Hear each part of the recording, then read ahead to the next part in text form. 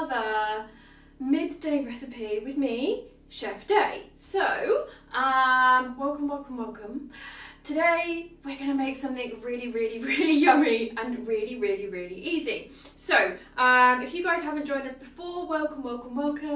The idea of the lives is that you guys can ask us questions as we cook along, because we know how frustrating it is to watch a cooking show on TV and just be thinking, well, you know, I didn't really hear that bit, or I've got an intolerance, like, can I substitute this for that, you know, or I've got this in my cupboard, can I use that? So you guys can actually ask us these questions. So I'm going to get your comments up here on my computer so that I can see all of the questions that you're going to shout out at me, which you are, aren't you? It's always great when you guys interact, because as I said, that is kind of like the point of what we're doing. If we didn't want your feedback immediately, then we'd just record videos, you know, and do it that way. But we want to do Facebook Lives so that we can see what you guys want from us. We can see what questions, what concerns you've got, and we can really make our recipes applicable to you guys, so that then you can make them. So, right, let's just make sure that we've got it up here. Colleen, quick off the mark. There we go. Katie, thank you for joining us and being our admin today. So Katie will be our admin today, and she will be with you tomorrow making another recipe from her home. Okay, so Sue, we've got hello day from sunny Bingley in West Yorkshire. Oh, lovely. It's a lovely part of the world. Richard, thank you for joining us. Okay, so sorry, but I'm still in my pyjamas. We know each other well enough now that I feel like I can do that, because I know that probably you're in your pyjamas too. And I did say that one day we would have a pyjama party, so it's today. So we've got Linda has joined us, Laura, thank you for joining us, Catherine, hello from Haywards Heath, very close to where I live. So I live in Horsham, and my boyfriend has a business in Haywards Heath, so small world. Jim, thank you for joining us again. So, as ever, there is a rainbow in the kitchen, because for all vegan chefs, we always have rainbows in our kitchens, but I have no idea where it is. It moves around. One day it's in one place, one day it's in another. I cannot keep up, so I need your help to help me find the rainbow. So that's your job for today. My job for today is to show you how to make this really easy recipe. Hope, thank you for joining us again. Thank you, and thank you for your really lovely message. That really did brighten my day. It really did. And Catherine, hello from Shrewsbury, another lovely part of the UK. Okay, so the reason why we're making this recipe is because you guys asked for it. We often do polls within our lives, and I ask you guys questions, and that really helps us to build content that will be useful to you. And we asked you which raspberry recipe, try saying that after you've had a few, which raspberry recipe would you like us to make? And the resounding message was raspberry tarts. You wanted a raspberry tart. So, oh Karen, thank you for joining us again. Linda said that she just made her sauerkraut. Sorry. That's wonderful. If you haven't yet, please do share pictures of it on our Facebook group, which is our community hub. It'd be really lovely to see that. And thank you for joining us. Anne will be joining us in the school in a few months' time for our online pro vegan chef course, which is very exciting. And Susan, she's already got the rainbow. She's very quick off the mark. So where is it? And Colleen as well, but where is it? You've got to tell me where it is. It's no good just saying you got it. Okay, right, on to today's recipe. So today's recipe is our dark chocolate raspberry tart. So you guys wanted to see a raspberry tart recipe, but I thought that what we would do is we would keep it simple to start with. So today I'm going to show you a really easy recipe that can either have 4 or 5 ingredients. That's it. And then I want to do another raspberry tart with you guys, like a custard raspberry tart. I think that would be really lovely as well. Colleen said it's on the tea towel on the stove. Yes! Well done, Colleen. You are indeed a top fan and a top rainbow spotter. We should actually send out badges for that, because that would be lovely if we could like give you guys like a little rainbow badge for everyone who was like so quick at spotting the rainbow, and it can say professional rainbow spotter. So I'm going to get my Sharpies out later on today and a few badge pins, and we'll send them to you. Doug, thank you for joining me. Thank you for joining me. So today, really simple dark chocolate raspberry tart recipe. Doesn't need to be dark chocolate. I really like dark chocolate, and this is what I would call an adult only dessert. And the reason why is because it's quite bitter. We're not going to put extra sugar in it or anything like that, so really it's one for the grown-ups, not for the kids. Wanted to make this today because it's mine and Jeff's anniversary. It's our first anniversary, which is very exciting, and so this will be the dessert when we have dinner tonight. So, you know, it's a very kind of nice, elegant end to a meal. You know, it feels a bit fancy, but it's ridiculously easy to make. So, the ingredients that we'll be using today is, first of all, we've got our melted chocolate, and I'm just using this chocolate. So, not cooking chocolate, just regular eating chocolate is 85%. I really like bitter chocolate, even 100%. Absolutely love it. But of course, if you don't like your chocolate that bitter, then just have use a chocolate that has a lower cocoa percentage. Okay, Lara, thank you for joining us again, and Virginia, lovely, thank you for joining us. Lara, just say thank you for sharing your pictures of your ferments. They look absolutely amazing. We love some fermenting pictures on the show. Yeah, so first of all, our first ingredient is the chocolate. Just regular eating chocolate, doesn't have to be cooking chocolate. So hopefully, you know, this isn't going to be that difficult for you guys to get hold of. You might even have some in your cupboard, some left over from Easter, if it's made it that far. Okay, so that's the chocolate that we're going to be using. We're going to be using, first of all, 40 grams of it, and then later on 80 grams of it. And then we'll be using some biscuits. So rather than, you know, making a tart base out of flour and, you know, other ingredients, I thought that, you know, flour's difficult to get hold of at the moment. So why not use some like biscuits or cookies? Just a second. Just turning the water down. So you can use any kind of biscuits or cookies that you like. These ones are ginger nuts that I'm going to be using today. They will grind down very easily. But you can have something that's, you know, more of like an oatmeal cookie. That's absolutely fine. If it's got raisins in it, if it's got chocolate chips in it, that's absolutely fine too. Oh, we've got some happy anniversaries. It's the first anniversary chocolate. I think the first anniversary is actually paper. But that's really boring, so let's just pretend it's chocolate. Maybe let's just say, like, for chefs, the first anniversary is chocolate. So what's the second anniversary going to be? Tell me. Paul said, no, it's just the afternoon. Yes, it is just the afternoon. Okay, so there are ginger biscuits that I'm going to be using, but as I said, you can use any type of biscuit you want. And then we're going to be using some aquafaba. So this is the water from a can of chickpeas. I just used a can like this.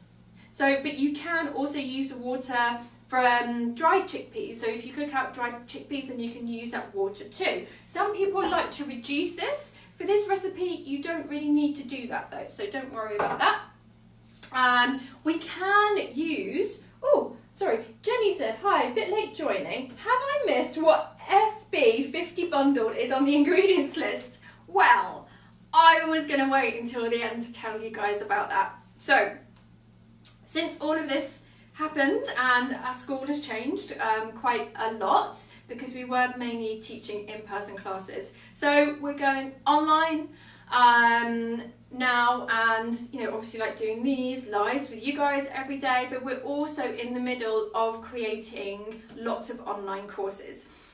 So we've actually come up with seven, that's not seven, that's 8.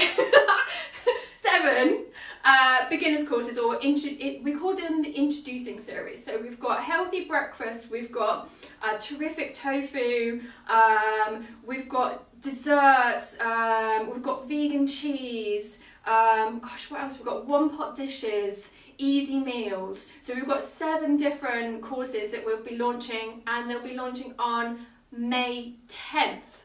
But they're available to buy now. But because you guys have been like such great supporters with what we're doing, I decided to give you guys a 50% discount, and that is what the FB 50 bundle thing means down there. So if you want to go onto our website and buy the bundle, which is on at 100 quid, then you can get 50% off, meaning that it's 50 quid.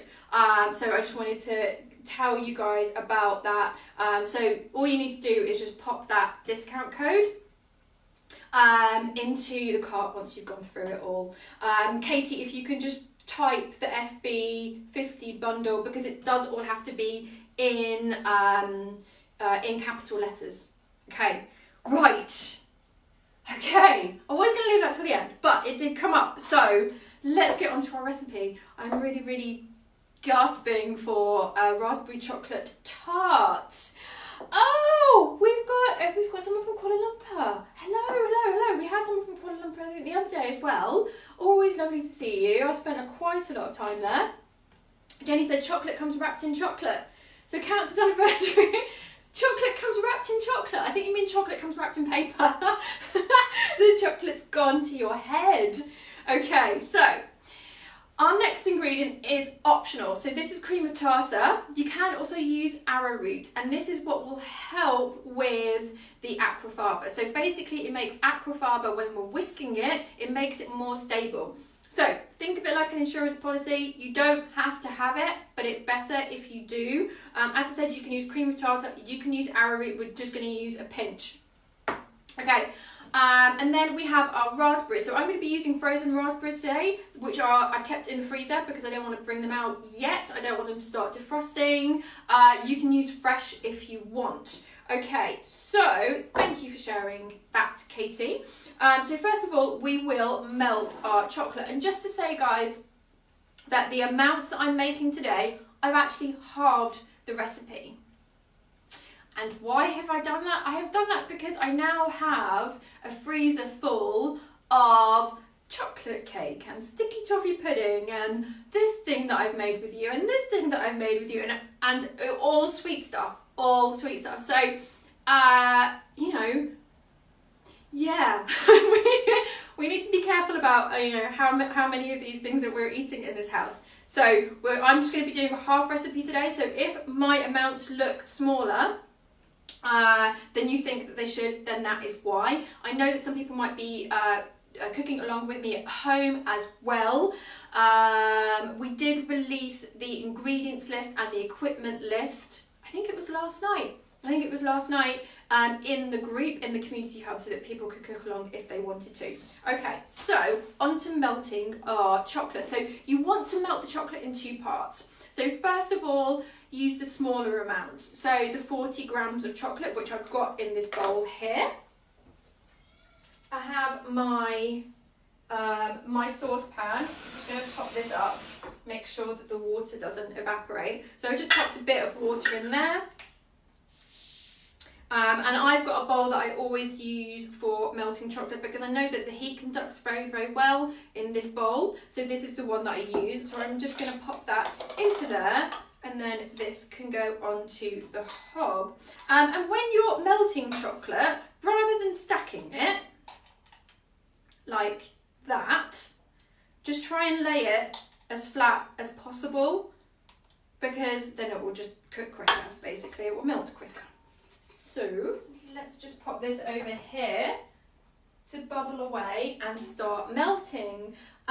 Mix it. I would keep a jar of dandelion syrup. That sounds amazing. How do you make that?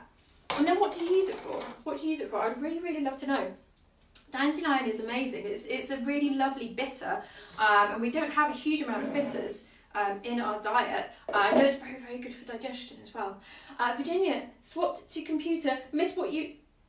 Missed you saying what biscuits you're using. Okay, so actually we're going to get onto this. So it's a very good question, Virginia. These biscuits that I'm using today are what we call ginger biscuits. So they will grind down very, very easily. And so when you are making a tart base in this way, by using biscuits that are crumbled up, and then we're going to add the chocolate. The chocolate will be the glue that will hold it all together. The finer that you can get this, the more stable a base you will have. Okay, so if there are bits and pieces in your cookie, it will still be okay. Just, you know, bear that in mind. If you're having to move it about, it might not be as stable. Just let it really like sit in the fridge for a good couple of hours, which is really, really hard because it's a chocolate raspberry tart and you just want to eat it straight away. So Dennis said, I have freezer space issues when cooking something for myself once a day, but had stock for at least a week. Yeah, it's getting tricky. Sue said, my problem is my waistline as I live and oh, yes, yeah, I feel you. If the syrup turns out thin, it can be used to sweeten porridge if it's thick. Oh my gosh, I really want the recipe for that. Please do post. Colleen said, last week, when we melted chocolate, Katie said not to let the bowl touch the water. Yes, she did.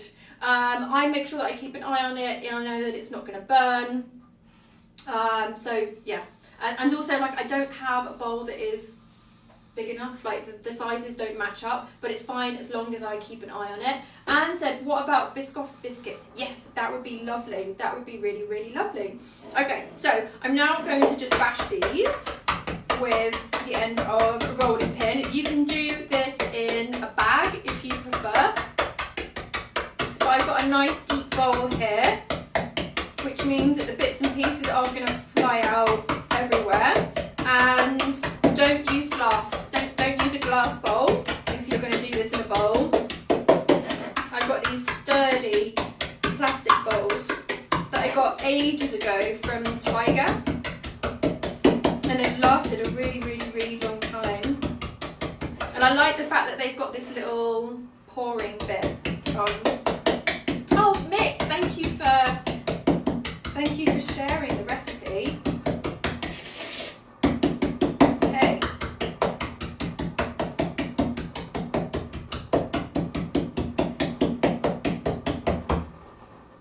Okay, let's just check the chocolate. That needs a little more way to go. I'll show this to you guys so you can see how thin it is. It's very, very fine, which will be great for what we want to use it for. It will create this sturdier base. So once the chocolate is melted, we can pop it into here. In fact, let's just pop it in there and we can mix it in there. And then we're going to just reuse this bowl. Okay. Oh, and thank you for the link as well. That's absolutely brilliant.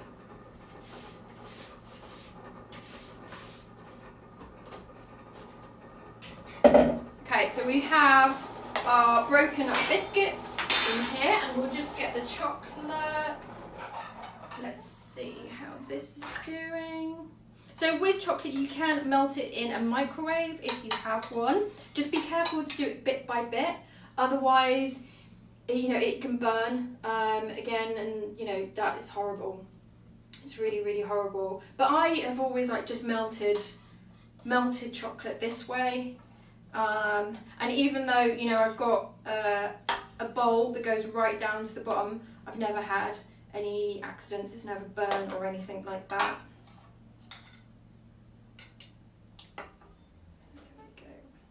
So you just want enough chocolate in there to bind it all together. You don't want too much chocolate, otherwise the chocolate ratio will just be too much in the overall dessert, because the mousse will be very, very chocolatey. Very, very chocolatey. Okay. So we'll just mix all of that together.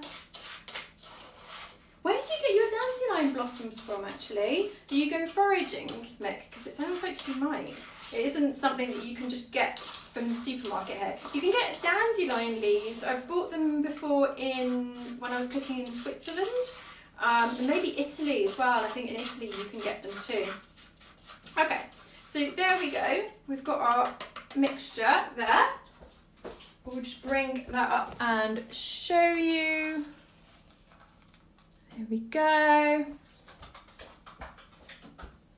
There we go. And just to say, Katie does have to pop off any moment now, so it's just going to be you guys and me from now on. So if I do miss any questions, then please just give me a nudge, you know, because they do like shoot off the screen here and I don't want to miss any of them. So I'll just pop this into the 2 tart bases. As I mentioned earlier, but you may have missed it, I am doing a half recipe. So usually this would make enough for 4. I've halved the recipe, so I'm just making enough for 2 today. Okay, there we go. And I'm going to use a fork just to press these down. Give us a good flat base.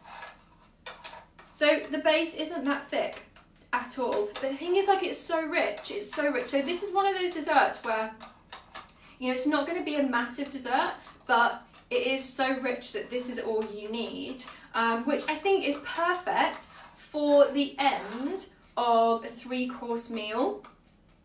Because at the end of a 3-course meal, you have that feeling of like, oh, I really want something a bit sweet, but you've just eaten so much you don't want to have, say for example, like our sticky toffee pudding, you know, because that would just be like, I mean, like food coma. Instant food coma. So I've just patted that down. There we go. And for the next part, which will be the mousse, we will need to melt the rest of the chocolate. So that will be the 80 grams of chocolate. So we'll just pop that into our bowl and pop it onto the stove again. And that can be bubbling away whilst we take a sip of water. And get on to the next part, which is dealing with our aquafaba. So, with the aquafaba, we will be whisking it. And I am actually going to move the camera so that you guys can see into it. So, one of the things that you will see on the internet is that when you're whisking aquafaba, it takes upwards of like 10 to 15 minutes. If you're using a standing mixer, then yes, it can take that amount of time because, how can I say, you know, when the whisk is turning around inside that bowl, it's not necessarily being very efficient because it's not like the blades are always in the actual aquafaba.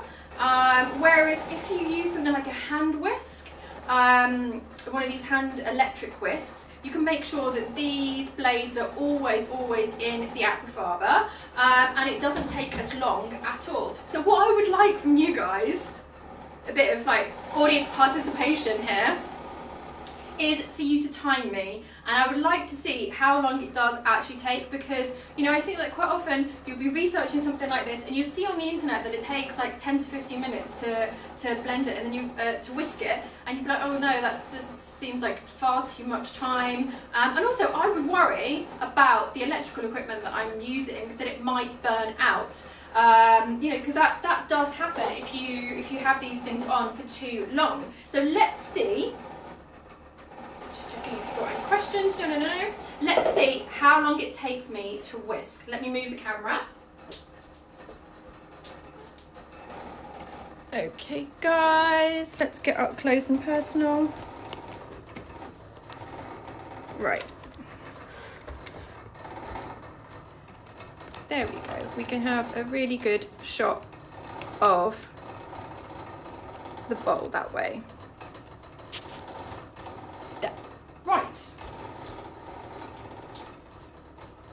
Right, okay guys, so we've got our aquafaba here, which I'll just pop into our bowl, and then our cream of tartar or arrowroot. So as I said, you don't have to use this, but I've always found like it's a really good insurance policy for meringue, or, you know, whenever you want aquafaba to be fluffy. So we'll just pop a pinch of that in.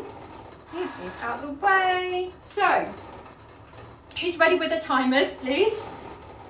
And let's see how long this actually takes. So we want to get it to the stiff peak stage.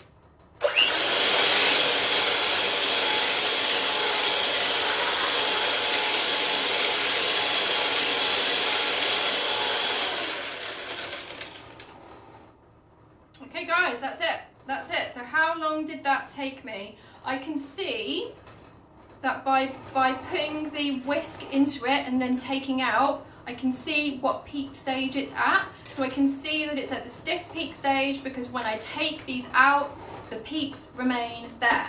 So that's what we want to get it to. Let's just bring up the camera so you guys can see me again. Whoop. Okay.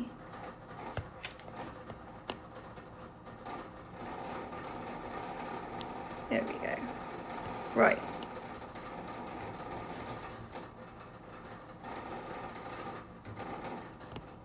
Okay, guys. Right. Okay. Sorry for that wobbliness there. So apparently it was 1.5 minutes. 1.5 minutes. That's absolutely fine. I mean, I don't think that's daunting at all. That's not going to break any electric whisks. So yeah, I think that that's definitely the method that I would use. Raspberry and chocolate sounds delicious. It is. It really, really is. Raspberry and chocolate rather than strawberry and chocolate every time. Every time. Okay. We've got another dandelion syrup recipe. Kieran, thank you for joining us. And Sam, thank you for joining us again. Okay. Right, stop the timer when you pull the blade out both times. Yes, so basically, the time that I first took the blades out, I just wanted to test to see how stiff it was. And it was still a bit of a soft peak, so I wanted to keep it going and make sure that it was a stiff peak. So now we've got a stiff peak. Don't ask me to put it over my head. I'm not gonna. I'm not. No matter what you say, I'm not gonna put it on top of my head. So now let's just get the chocolate, which has been melting away whilst we were doing that. Let's see how it's getting on. And with this chocolate actually, I mean, it does melt very, very, very well, this Lindt chocolate, and you get really, really thin chocolate, which is great, which is really, really good. Whereas, you know, when we were using the Bourneville a few weeks ago, it was very, very thick, so I don't think it would have been good for this recipe. Okay, so now we'll just bring that out of the bowl, out of the pan, and we can start adding it to, there we go, can go over there. We'll start adding it to this bowl and we will fold it in. Just fold it in. So if you guys don't know what folding is, it isn't that, it's doing figure of eight, basically. Doing a figure of eight, taking it gently,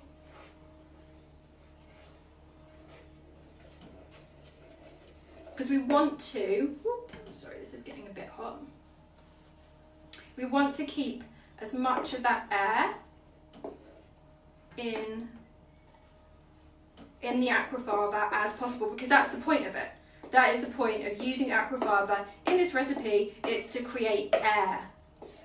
And so the mousse will be lovely and light, so we want to keep that as much as possible.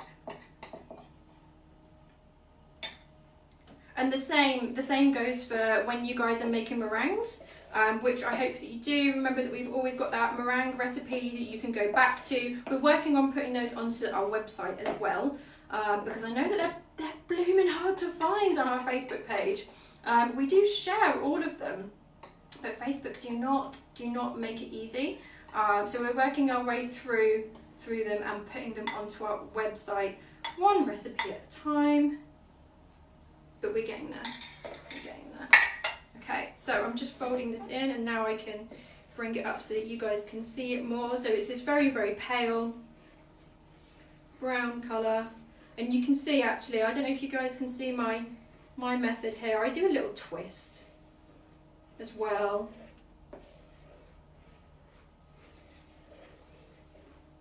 And there we go. And now we'll just add it to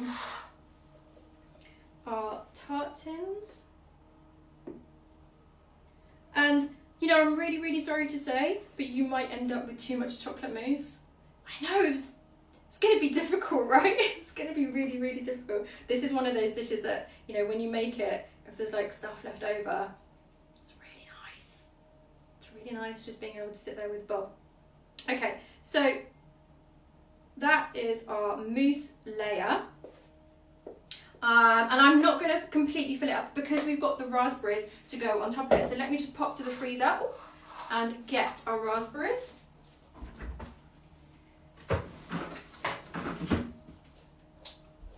Here we go, guys. So it's around 80 grams of raspberries, doesn't need to be exact. And then we can just pop them into the mousse and just be really gentle again, because you know this is an aerated mousse. We want to keep that air in it as much as possible, and you can just decide what size to put. You know, it's nice if you can even get some little ones going on around the outside, because you know they're all kind of like random sizes really. These are organic frozen ones that I get, because unfortunately berries are so pesticided, which I don't know if that's a word. Is that a word? They have a lot of pesticides put onto them. So I prefer to eat the organic ones, which of course you can usually only get frozen at certain times of the year. So we always end up with a lot of frozen raspberries and frozen blueberries. And in fact, I made raspberry kefir the other day, which is absolutely lovely. Really, really lovely. Paul said, if you had tried that consistency test over your head, it could have been a risky strategy. Well, yes, but see, the thing is, like, that's what Ainsley Harriott does. And he's always okay, but then, you know, he's not on Facebook Live. He's not doing a live show. If you can hear some crunching at the moment, it's because Gino is eating his biscuits below. So Gino is my cat, by the way. Well, actually, I don't ever say that he or Kizzy are our cat. I always say that we're their humans. And if anybody here lives with cats, you will know exactly what I mean. Exactly what I mean. We're completely under the paw in this house. So yeah, you just want to pop in your bits of raspberry. You can put in as much or as little as you want. There we go. Okay, so now we just need to chill these in the fridge for, I would say, a couple of hours, because the chocolate that is in the aquafaba needs quite a while to set. Colleen said, if I wanted it a little sweeter, could I add sugar to the mousse, or should I use a sweeter chocolate? Either or. You can do either or. I would say for texture-wise, it would probably be safer to use sweeter chocolate. Just so that then there's no kind of like grittiness or anything like that. Virginia said it might be worth posting recipes in the files area of your FB page. That's a really, really great idea. Sorry, I'm still like getting to grips with this whole like FB thing. And there are lots of ways that you think like it should work like that way, in that way, because it's logical, but it doesn't. It just doesn't. So any hints and tips about how to manage that is always really, really gratefully received. So I'm going to bring these up to the camera. So that you guys can see. There we go. And there's the other one. Right, okay, so guys, thank you for sharing your time with me. It's always a pleasure. We have such a lovely group of people here. And also such a lovely group of people in the Community Hub. So that is our Facebook group page where people are sharing their pictures of the recipes of ours that they've made, which is absolutely amazing. It's made my day, and Katie and Arpita and Nikki as well. We all absolutely love seeing that we're inspiring you to make real world change, because we don't want you guys just watching, although that can be fun. If we can help you guys to make a tasty recipe at home, that is just brilliant for us. Okay, so yes, this is a no bake dessert. Colin, thank you for pointing that out. And just to say once again that we have just released our online courses for an early bird discount. So we've got our discount code at the bottom down here, which is FB50 bundle, all capital letters, and so you guys can get 50% off our online courses, which I think is only fair because you have been such a huge support over this tricky period. So thank you for joining us. We will be here again tomorrow. Well, it will be Katie on this side of the camera and I'll be doing admin, so we will see you guys tomorrow. please just keep talking to us, keep letting us know what you want to see, how we can change things up just to improve what we're doing, and keep on cooking. I think that's going to be my new catchphrase, keep on cooking. So I should end every show with keep on cooking. Is that anybody else's catchphrase? Did I just steal it from someone? Answers on a postcard, please. Right, okay, I'm going to go and eat some mousse, and you guys have a lovely day.